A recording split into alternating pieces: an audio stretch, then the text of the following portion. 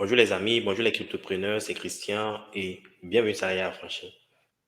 Comme vous pouvez le constater, il y a tous ces sentiments de bear market.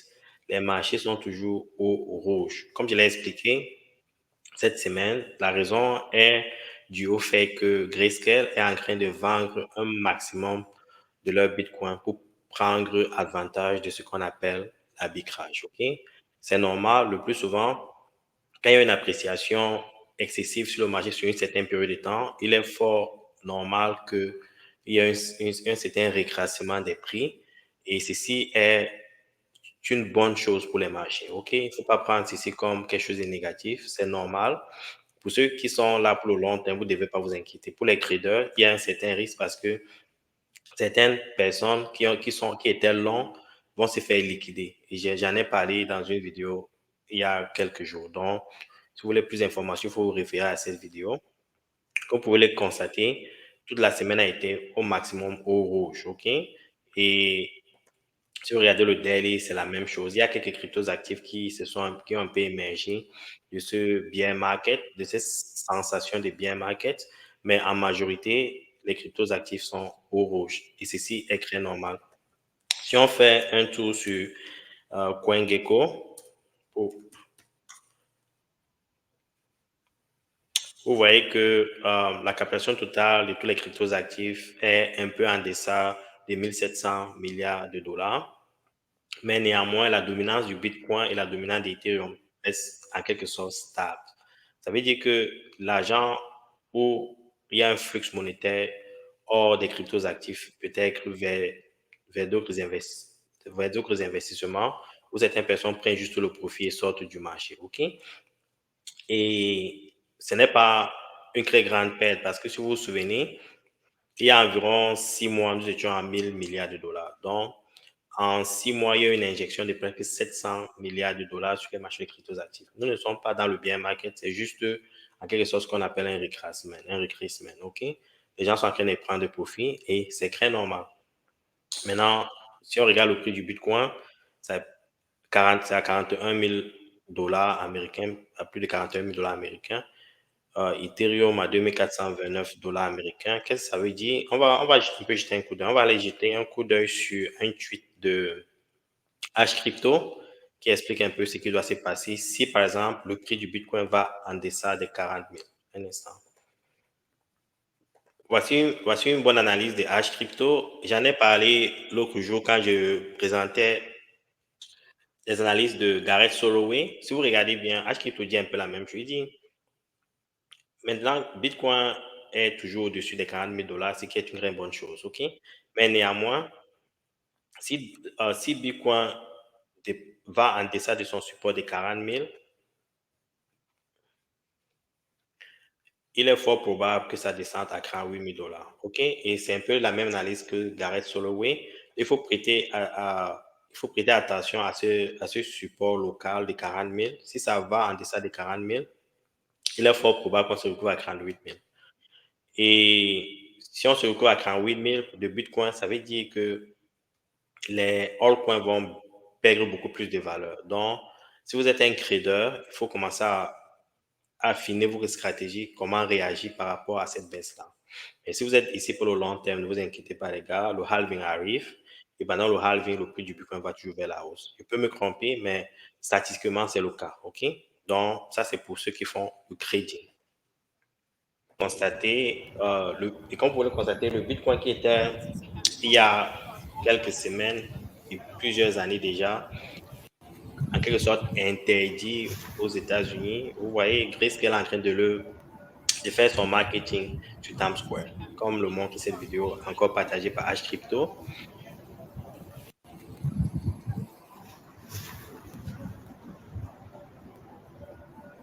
Donc, plus les gens voient que le Bitcoin est un outil accepté par le gouvernement américain, par la Security Exchange, ça va permettre à ce qu'il y ait un flux vers ces cryptos actifs-là. Donc, les gens pourront investir à travers leur 401, OK, sur ces investissements-là. Donc, il y a beaucoup d'informations, il y a beaucoup de news qui sont bullish pour les cryptos actifs.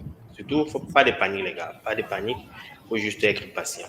dans cette histoire-ci, il faut être extrêmement patient. Et je vais encore vous partager un conseil de H crypto, ce qui fait la différence entre ceux qui sont riches dans les crypto-monnaies et ceux qui perdent dans les crypto-monnaies. OK, je vais partager un tweet de H crypto rapidement.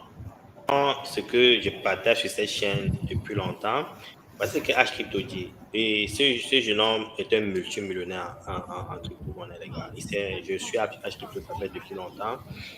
Et ce gars s'est fait beaucoup de millions à travers les cryptos actifs. Et voici ce qu'il dit. Il dit, les personnes qui deviennent multimillionnaires en crypto-monnaie n'ont pas plus de talent que vous. OK? Ce qui fait la différence est de toujours rester motivé. OK? De travailler dur et de ne jamais abandonner. Ceux qui investissent dans les crypto-monnaies, qui deviennent millionnaires, ne paniquent pas. OK? Ils ne vendent pas quand il y a un don. Ils odorent. Ils sont patients. OK? C'est ce que je dis ici, les gars. Si vous voulez réussir dans le domaine des cryptos actifs, et je vous dis, il y a très peu de gens qui réussissent dans le domaine des cryptos actifs. Pendant le bull run, je vous dis, il y a beaucoup de gens qui se font de l'argent, mais il y a beaucoup de gens qui perdent cet argent-là parce qu'ils ne savent pas quand sortir, ils n'ont pas de stratégie, ils n'ont pas de plan. Je vous en ai parlé ici plusieurs fois. Je vous ai parlé comment mettre une stratégie sur pied et comment sortir quand il le faut. Et je vais vous aider durant le processus du bull run. J'ai eu la chance de vivre 2 bull runs et je vais partager cette expérience avec vous. OK? Et aussi, il y a certaines personnes qui me contactent pour les formations. Si vous voulez, je vais organiser une formation en février. Si vous voulez faire partie de cette formation-là, les amis, veuillez m'écrire. Je vais mettre encore l'adresse du groupe salarié affranchi en description. Veuillez m'écrire. Je vais vous aider à vous préparer pour le beau run qui s'annonce. Et je vais vous aider à vous enrichir pendant le beau run. OK? Et si vous voulez faire partie de cette formation-là, veuillez m'écrire en privé et je vais organiser cette formation. Il y a plusieurs personnes qui m'ont déjà contacté et avec insistance et je vais trouver le temps pour le faire. Je n'ai pas fait de formation depuis longtemps parce que il y a d'autres consulting dans beaucoup d'entreprises, donc je n'ai pas assez de temps. Mais néanmoins, pour ceux qui veulent vraiment faire cette formation-là, je vais m'organiser pour février. Le plus souvent, la formation prend 10 heures et je l'organise sur un mois. Donc, ça va couvrir tout le mois de février et cela aura lieu les week-ends. OK? Si vous voulez faire partie de cette formation-là, faites-moi signe. Bon, maintenant, on va parler des DJs, OK? Avant de parler des DJs, je vais vous parler encore des risques qui existent avec les cryptos actifs, surtout pour ceux qui sont nouveaux ou pour ceux qui sont cupés, OK? Beaucoup de gens perdent de l'argent ici. Il est facile de se faire des millions pendant le bull run, mais il est facile de rester millionnaire pendant le bull run aussi, OK? Je vais vous expliquer pourquoi. Je vais partager avec vous une information que j'ai récoltée il n'y a pas longtemps, un instant. Investisseurs, et vous en faites partie, et je dis la majorité de vous en faites partie, aimez investir dans les shitcoins. Vous aimez investir dans des projets où il y a beaucoup de tapage, OK? Et j'en ai partagé certains ici. Surtout les shitcoins, vous adorez les shitcoins. Je vous ai déjà dit, et j'insiste, que 95% des projets que vous voyez sur CoinGecko là vont mourir. Et plus de la moitié de ces projets-là sont déjà morts, OK? Mais néanmoins, il y a une certaine activité autour de ça. Il y a certaines personnes qui achètent, qui vendent et autres. Mais ces projets sont morts. Voici une analyse que j'ai lue sur AT. C'est une analyse de CoinGecko. OK? Qu'est-ce que ça dit? Ça dit, je vais le lire pour vous. Je vais le traduire parce que c'est en anglais. Ils disent quoi? Plus de 50% de toutes les crypto-monnaies répertoriées sur la plateforme CoinGecko depuis 2014 ont échoué.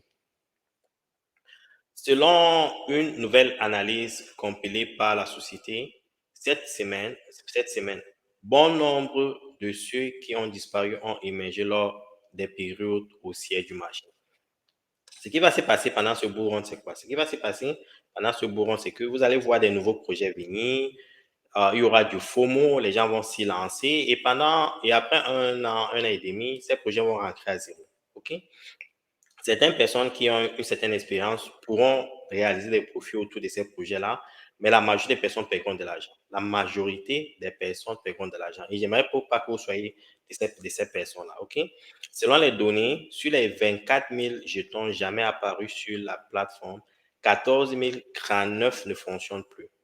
On dit que bon, CoinGecko utilise trois mesures pour considérer un jeton mort. Ils disent aucune activité commerciale au cours des 30 derniers jours. Les projets sont révélés être des escroqueries ou des tirages de tapis.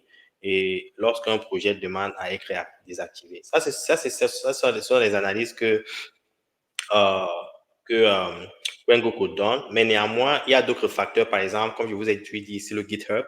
Il faut aller regarder le GitHub du projet. Vous allez constater, si vous regardez le GitHub de certains projets, vous verrez que il n'y a plus d'activité sur ces projets-là depuis longtemps. OK? Vous verrez des projets qui n'ont plus d'activité. Par exemple, comment regarder le GitHub? Je vais vous montrer comment regarder le GitHub. Et si vous venez à la formation, je vais vous montrer un peu cette technique-là. La formation est intense, les gars. Et quand vous sortez de là, croyez-moi, vous sortez enrichi.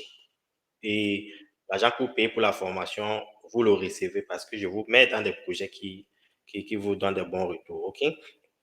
Par exemple, pour avoir accès au GitHub, c'est facile. Il faut juste aller sur CoinGecko. Un instant, CoinGecko a un peu changé leur user interface. Vous allez sur GitHub. OK? Vous allez sur GitHub. Et quand vous êtes sur GitHub, vous allez voir en quelque sorte les nouveaux codes qui ont été déployés sur GitHub. Vous verrez les nouveaux codes qui ont été déployés sur GitHub. Un instant, j'ai ouvert GitHub sur une autre page. Voici Bitcoin, GitHub. On copie. Um,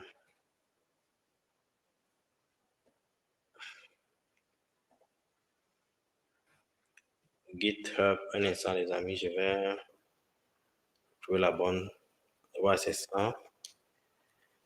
Vous voyez, vous retrouvez sur le GitHub du Bitcoin. Vous voyez, il y a des activités sur le GitHub. Il y a 11 heures, il y a des transactions qui se passent, il y a des activités, il y a des codes qui sont déployés et autres. Ça vous montre que c'est un projet actif. C'est ça, quand on insiste sur les fondamentaux, c'est parce qu'il y a des projets actifs, il y a des développeurs, il y a des gens qui y travaillent et ça prouve que le projet là sera là pour le long terme. Okay? Il y a des projets qui sont morts, mais les gens continuent à y investir.